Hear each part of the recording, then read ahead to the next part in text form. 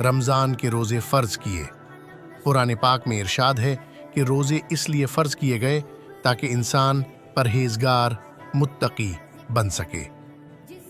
रोज़े की हिकमत। एक सबक आमूज़ वाक़या कहते हैं, एक छोटा बच्चा अपने वालिद से पूछने लगा, अब्बू, हम पूरा दिन भूखे प्यासे क्यों रहते हैं? क्या अल्लाह को हमारी भूख पसंद है? वालिद मुस्कुराए और उसे अपने साथ बाहर ले गए। रास्ते में उन्होंने एक गरीब शख्स को देखा जो कई दिनों से भूखा था।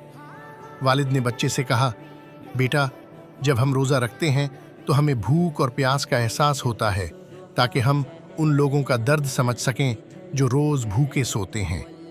बच्चे ने हैरत से कहा, तो रोज़ा हमें दूसरों का ख्याल रखना सिखाता है? वालिद ने जवाब दिया, जी हाँ, रोज़ा सिर्फ भूखा रहने का नाम नहीं, बल्कि सब्र, बर्दाश्त, सच्चाई और दूसरों की मदद